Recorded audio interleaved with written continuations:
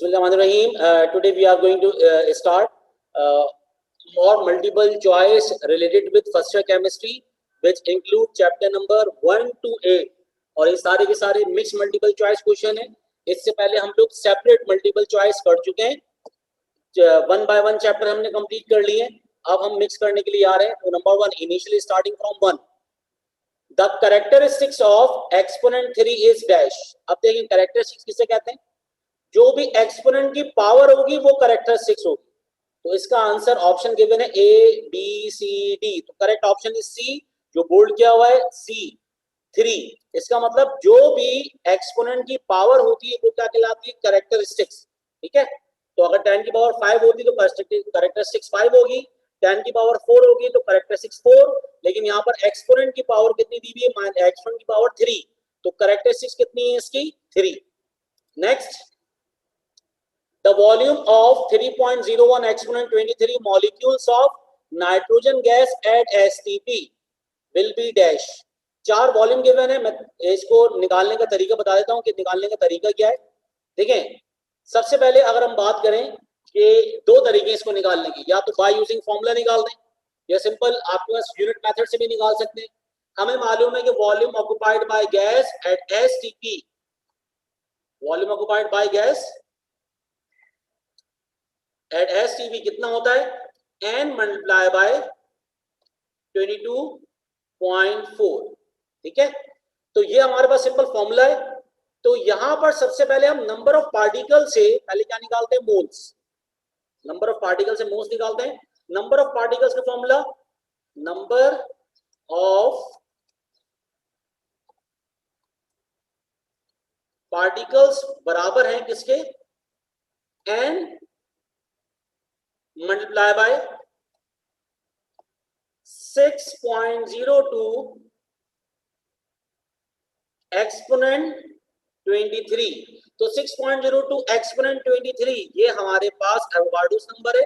सबसे पहले क्या करें, नंबर ऑफ पार्टिकल्स गिवन है 3.01 एक्सपोनेंट 23. ठीक है. तो ये डिवाइड हो जाएंगे 6.02 एक्सपोनेंट 23 से, मोल्स आ जाएंगे. और जब मोल्स को मल्टीप्लाई करेंगे 22.4 से, आंसर कितना आ जाएगा, 11.2 DMQ. तो यहाँ पे बहुत ही आसान फॉर्मूला एप्लीकेबल है. पहले हमें नंबर ऑफ पार्टिकल से मोल्स निकालने और मोल्स को मल्टीप्लाई कर देना है 22.4 से, क्योंकि एट STP गिवन है. तो यहाँ पर हमारे पास वॉल्यूम कैलकुलेट कर लेंगे हम 3.01 एक्सपोनेंट 23 मॉलिक्यूल्स का एट STP. ठीक है. उम्मीद है कि इसमें कोई मसला नहीं होगा आप लोगों को. अब आगे मूव करते हैं.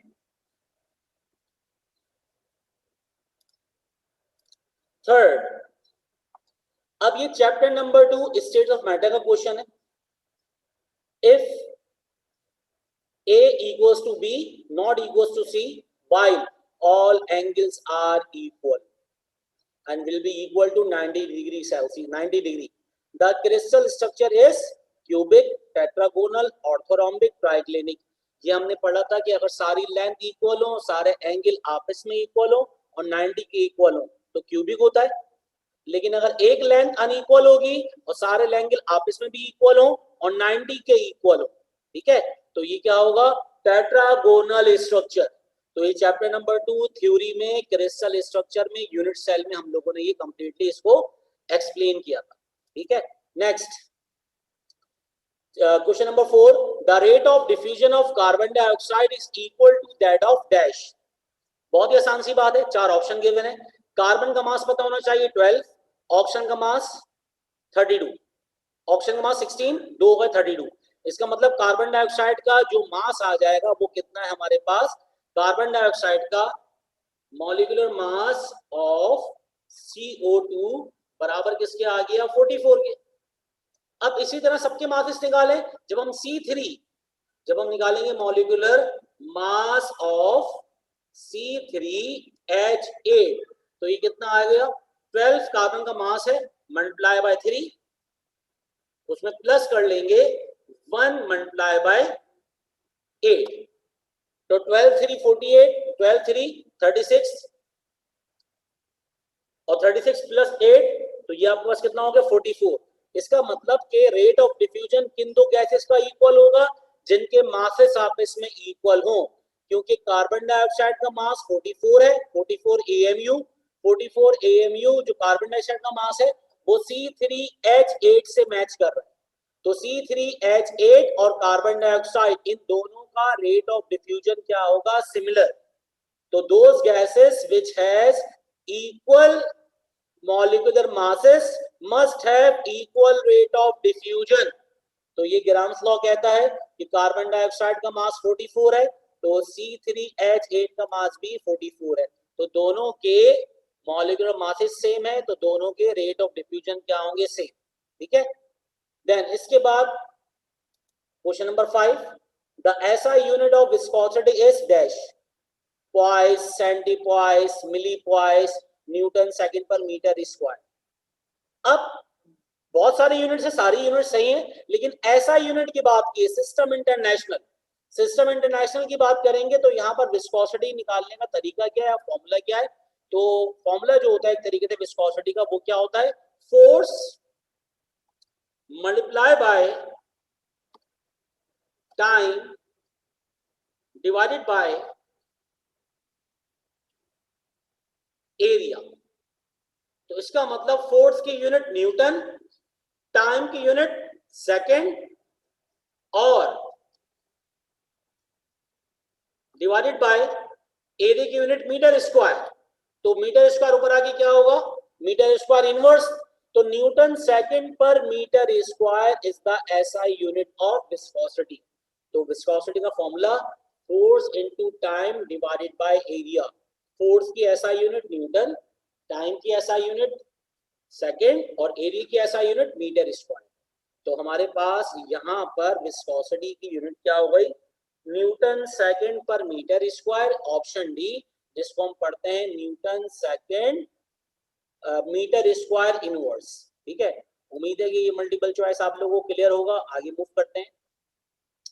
Question number 6 is the maximum number of electrons in a particular energy level can be calculated by formula 2n square.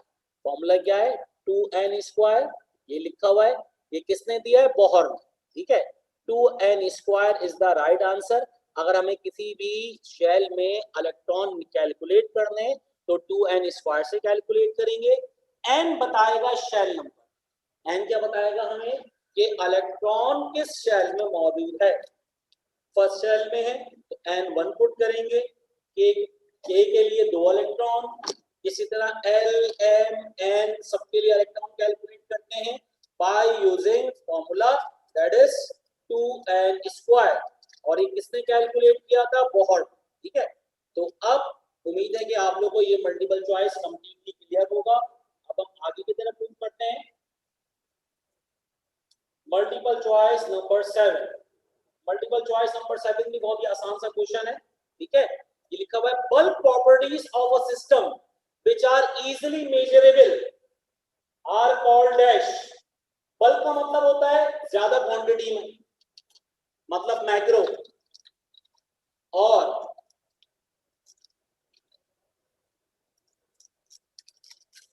Second हमारे पास माइक्रो भी होती है। अब यहां पे बल्क की बात कर रही है, जो चीज जाहिरी तौर पे नजर आ रही है। ठीक है। ज्यादातर हम फिजिकल प्रॉपर्टीज आसानी से देख सकते हैं, फिजिकल प्रॉपर्टीज आसानी से देख सकते हैं, लेकिन with respect to chapter number 5, with respect to chapter number 5 chemical, क्या कहते हैं इसको, कौन सा चैप्टर था हमारे पास? चैप्टर नंबर 5 जिसमें सिस्टम सराउंडिंग की बात की गई थी। तो इसमें ये ऑप्शन नहीं है। करेक्ट ऑप्शन क्या है? Macroscopic properties.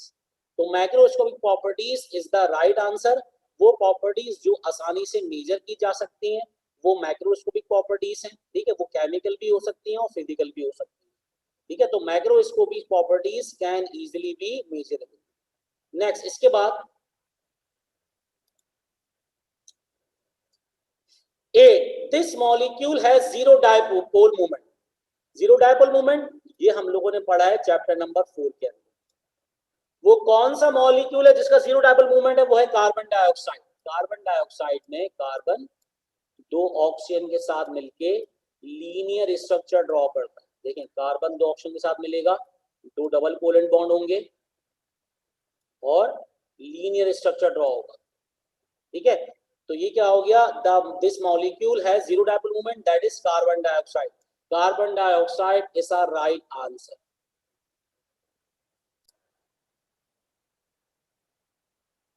नेक्स्ट हम लोग मल्टीपल चॉइस मूव कर रहे हैं क्वेश्चन नंबर 9 की तरफ। Question number 9 is the molarity of a solution containing 20 grams of NaOH dissolved into 1 dm cube solution will be dash। देखिए दो तरीके निकालने के, NaOH का एक मोलर सॉल्यूशन कैसे बनेगा, अगर इसके एक मोल का मास निकाल लें जो कितना होता है 40 AMU से एक मोल का मास निकलेगा। अब ये 40 को इन्होंने हाफ कर दिया है, तो इसका मतलब इसको डिवाइड बाय 2 करेंगे तो इसको भी डिवाइड बाय 2 करेंगे, तो ये निकल के आ जाएगा 0.5। ये डायरेक्ट मेथड है। NaOH का मास जो होता है मॉलिक्यूलर या फॉर्मूला मास वो कितना होता है हमारे पास 40 AMU। 40 AMU के लिए 1 मोलर सॉल्यूशन होता है, और अगर हम हाफ कर दें इसको 40 को 20 में कन्वर्ट कर दें तो ये हाफ से क्या हो जाएगा 0.5, तो 0.5 is the right answer. Otherwise आप लोग फॉर्मूला इस्तेमाल कर सकते हैं, मोलैरिटी बराबर किसके है, मोलैरिटी बराबर है मास इन ग्राम, ऊपर रखें मास 20, नीचे रखें इसका मॉलिक्यूलर मास, और हम इसको डिवाइड करवा देंगे वॉल्यूम से, क्योंकि वॉल्यूम पहले से डीएम क्यूब में है, तो 1 divide by volume in DM cube. ठीक है, अगर ये ml में होता तो हम 1000 से मल्टीप्लाई करवाते, तो यहाँ पर 1/v हो गया, mass divide by molecular mass हो गया, तो ये हमारे पास कंप्लीटली क्या निकल के आ गया, मोलैरिटी का फॉर्मूला। हम एक शॉर्ट मेथड से भी कर सकते हैं, ये एक डायरेक्ट ट्रिक है निकालने की, और दूसरा क्या हमारे पास फॉर्मूला। इन दोनों से आंसर बिल्कुल सिमिलर आएगा, वो कितना आंसर होगा 0.5, तो 0.5 is the right option. Next question number 10, the octet rule is not valid for this molecule. Octet rule first shell के अलावा बाकी तमाम शेल के लिए ऑक्टेट रूल एप्लीकेबल होता है। तो हाइड्रोजन जो है वो एस ब्लॉक एलिमेंट है, उसके लास्ट शेल में एक इलेक्ट्रॉन होता है, तो हाइड्रोजन पे डुप्लेट रूल एप्लीकेबल होता है, जबकि हाइड्रोजन के अलावा जितने भी एलिमेंट्स हैं उन सब पर ऑक्टेट रूल एप्लीकेबल है। तो the right answer of multiple choice number 10 will be H2 hydrogen। ठीक है, नेक्स्ट 11, the yield कहते हैं प्रोड्यूस होने को, the yield of ammonia in Haber's process is favored by dash। अब देखें पहले हमें यहाँ पर इसका ना क्या कहते हैं, इसकी इक्वेशन बतानी चाहिए, इसकी इक्वेशन पता होनी चाहिए। हम पहले हम जरा देखते हैं equation, nitrogen N2 plus 3H2 convert किस में हो रहा है, ये 2NH3। ठीक है, और ये रिएक्शन कैसा है, एक्सोथर्मिक। डेल्टा H क्या है, नेगेटिव। जो डेल्टा H की वैल्यू है वो क्या है हमारे पास, नेगेटिव, तो डेल्टा H नेगेटिव है। अब यहाँ पे अगर हम देखें तो ओवरऑल चैप्टर नंबर 6 का क्वेश्चन है ये, टोटल मोल निकल के आ रहे हैं रिएक्टेंट के 3 मोल्स, प्रोडक्ट के मोल्स निकल के आ रहे हैं 2 मोल्स। इसका मतलब प्रेशर को बढ़ाना पड़ेगा, तो रिएक्शन क्या होगा, फॉरवर्ड, अमोनिया ज्यादा बनेगी। एक तो निकल के आ गया हाई प्रेशर पे, ठीक है, और दूसरा हाई टेम्परेचर बिल्कुल भी नहीं। एक्सोथर्मिक के लिए टेम्परेचर को अगर हम कम कर दें, टेम्परेचर को अगर हम कम कर दें तो रिएक्शन क्या होता है, फेवरेबल फॉरवर्ड डायरेक्शन में जाता है।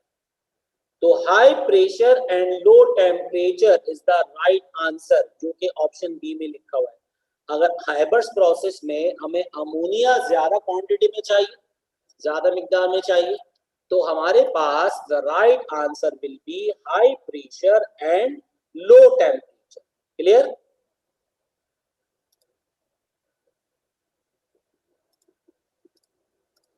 अब आगे मूव करते हैं हम लोग भाई 12, question number 12, this ion has greatest degree of hydration, degree of hydration का मतलब क्या होता है कि कितने वाटर मॉलिक्यूल को अट्रैक्ट करने की सलाहियत रखेगा। जिस कैटाइन का चार्ज ज्यादा होगा उसमें एबिलिटी होगी ज्यादा वाटर मॉलिक्यूल अट्रैक्ट करने की। तो एल्यूमिनियम, असल में वैलेंसी गलत लिखी हुई है, एल्यूमिनियम पे है +3, ठीक है। एल्यूमिनियम कितना होता है +3, सोडियम +1 है, पोटेशियम +1 है, मैग्नीशियम +2 है। तो जिस कैटाइन पे चार्ज ज्यादा होगा उसमें एबिलिटी ज्यादा होती है वाटर मॉलिक्यूल अट्रैक्ट करने की। तो एल्यूमिनियम पे +3 चार्ज है, ट्राई वैलेंट कैटाइन एल्यूमिनियम पर +3 चार्ज है। It means that aluminium has greater ability to attract water molecule as compared to sodium, magnesium and potassium. तो degree of hydration of aluminium is greatest, ठीक है। तो कौन सा ion है जिसकी डिग्री ऑफ हाइड्रेशन ग्रेटेस्ट होती है, जिसका चार्ज ज्यादा हो। तो यहाँ पर एल्यूमिनियम का चार्ज ज्यादा है तो एल्यूमिनियम की डिग्री ऑफ हाइड्रेशन सबसे ज्यादा हो। तो उम्मीद है आप लोगों को क्लियर होगा ये। नेक्स्ट मूव करते हैं। देखिए अब क्या लिखा हुआ है, rate KNH3 power 2 keeping the order condition same if the concentration of ammonia is increased by 4 times। concentration को increase कर रहे हैं 4 times, then the initial rate of reaction X will be dash times। अच्छा देखें, हम अगर ऐसा करें, फर्स्ट कर लें इसका रेट X था, देखें यहां पर हम पुट कर दें 4x, यहां पे कितना पुट कर दें 4x।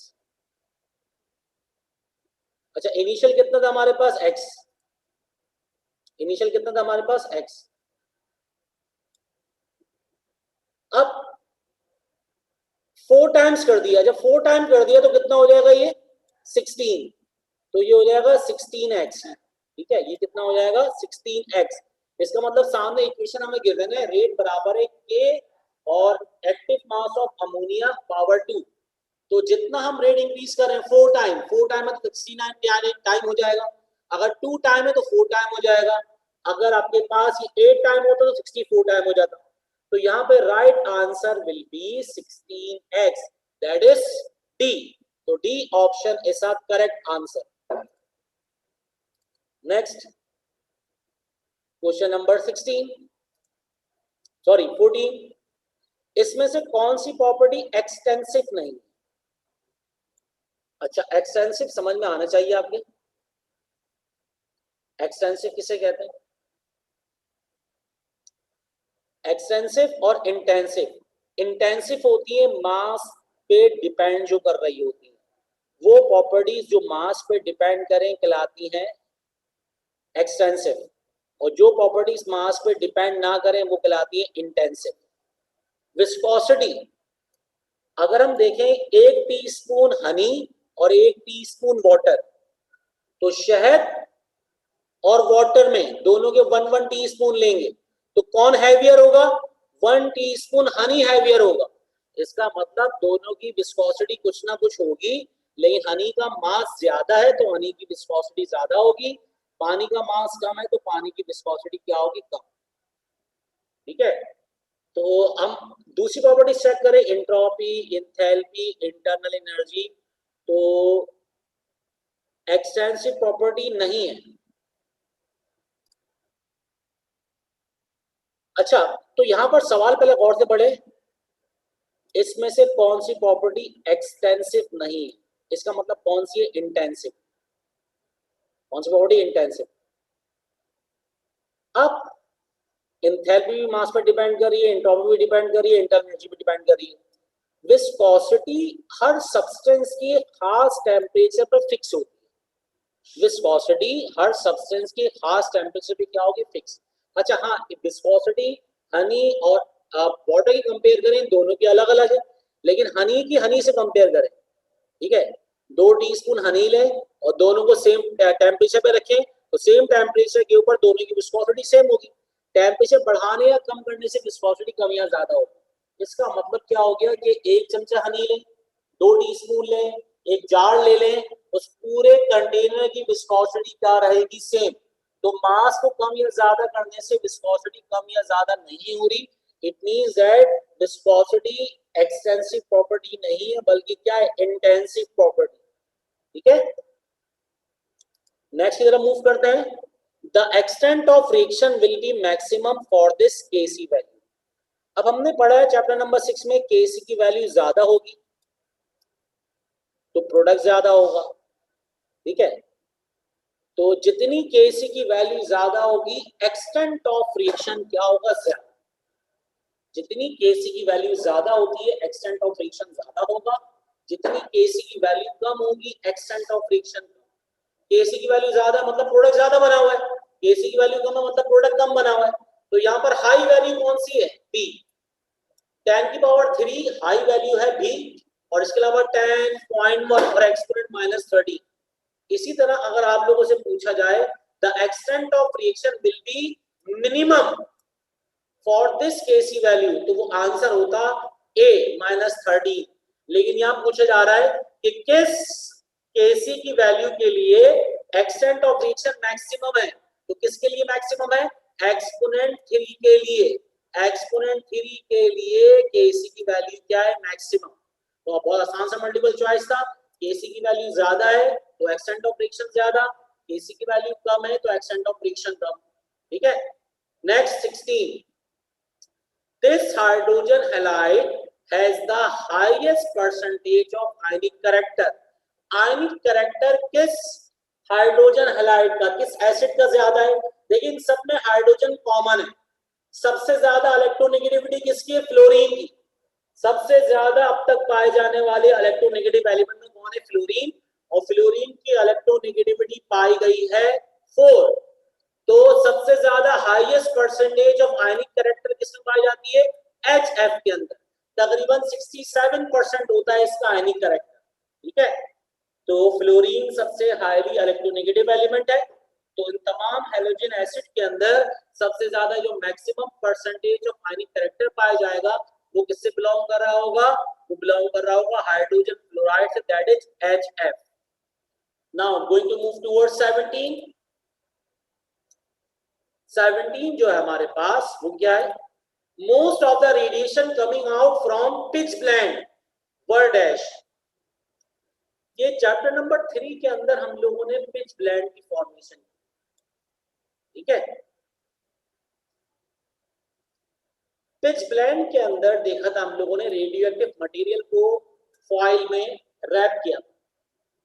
ठीक है, ये आप लोग चैप्टर नंबर 3 में भी देख सकते हैं, रेडियो एक्टिविटी की इंट्रोडक्शन के अंदर पिच ब्लेंड की फॉर्मेशन, कि किस तरह एक रेडियो एक्टिव एलिमेंट की जो रेडियो एक्टिव रेडिएशन है उसकी सोर्स को कम कर सकते हैं bye formation of pitch blend.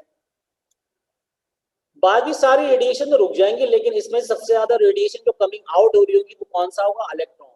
Electron इंतहाई बारीक पार्टिकल्स हैं। ठीक है, ये इसमें से पिच ब्लेंड में से निकल रहे होंगे और बाकी कोई रेडिएशन कमिंग आउट, कोई भी प्रोटॉन या न्यूट्रॉन तो बाहर निकलते ही नहीं है। और इलेक्ट्रॉन को डिकम्पोज करेंगे तो पॉजिट्रॉन बनता है, तो उसका तो सवाल ही पैदा नहीं होता। तो electron is the right answer. Clear. Next हमारे पास 18, the number of orbitals in each energy level is given by the formula। Number of orbitals निकालने का फॉर्मूला क्या है, अच्छा नंबर ऑफ ऑर्बिटल्स निकालने का फॉर्मूला हमारे पास 2l+1। देखें, अच्छा नंबर ऑफ ऑर्बिटल्स निकालने का फॉर्मूला, अब देखें ऑर्बिटल मतलब p में कितने ऑर्बिटल होते हैं, 3। d में कितने होते हैं हमारे पास, d के अंदर होते हैं 5। तो नंबर ऑफ ऑर्बिटल निकालने का फॉर्मूला क्या होता है हमारे पास, 2l+1। ये राइट आंसर है, D not a right answer. तो 2l+1 is the right answer. किसी भी हम सब शेल में अगर नंबर ऑफ ऑर्बिटल्स निकालते हैं तो ऑर्बिटल्स निकालने का फॉर्मूला क्या है, 2l+1। एक ऑर्बिटल में निकाल के दिखा देता हूं, फॉर एग्जांपल p के अंदर कितने ऑर्बिटल होते हैं, p में 3 होते हैं। p के लिए l की वैल्यू कितनी होती है, p के लिए l की वैल्यू होती है 1। ठीक है, तो अगर हम पुट करें formula 2 multiply by 1 plus 1, answer कितना आ गया, 3। तो p के लिए कितने ऑर्बिटल आ गए, 3। p के लिए कितने ऑर्बिटल आ गए, 3। p में 3 ही ऑर्बिटल होते हैं। इसी तरह अगर हम d के लिए देख लें तो d के लिए क्या है, डी के लिए एल की वैल्यू कितनी होती है 2, तो अगर 2 पुट करें तो 2 multiply by 2, 2 multiply by 2 plus 1, ये कितना आंसर आ जाएगा 2 टू द 4 प्लस 1 5। तो डी में 5 ऑर्बिटल्स होते हैं, तो total number of orbitals can be calculated by formula 2l plus 1। तो 2l प्लस 1 ये फॉर्मूला है जिसके जरिए हम total number of orbitals calculate करते हैं। अब जल्दी से आगे मूव करते हैं हम लोग। The energy of quantum of radiation is directly proportional to its frequency. E is equals to h mu. E is equals to h mu. ये हमारे पास है formula. E is equals to h mu. तो जो frequency है वो energy के directly proportional है, ठीक है, according to theory of quantum. तो energy of each quantum of radiation is directly proportional to its frequency. ये इसका राइट आंसर है। नेक्स्ट 20, इसमें से कौन सा नंबर है जिसमें 5 सिग्निफिकेंट है? This has 5 significant figures. Significant figures कितने इसमें? इसके अंदर है सी के अंदर 6, इसमें कितने 3, यहां कितने 3, तो D is the right option. D में टोटल 5 सिग्निफिकेंट फिगर्स हैं। डी के अंदर हमारे पास टोटल कितने हैं? 5 सिग्निफिकेंट फिगर्स। तो यहां पर हम लोग एंड करते हैं, बाकी के जो मल्टीपल चॉइस है हम नेक्स्ट क्लास में पढ़ेंगे। तो if you have any Curie regarding understanding multiple choice जो कि इंपॉर्टेंट है फर्स्ट ईयर केमिस्ट्री के लिहाज से, ये मिक्स चल रहा है, तो यू कैन कमेंट और आस्क, अदरवाइज अपना ख्याल रखें।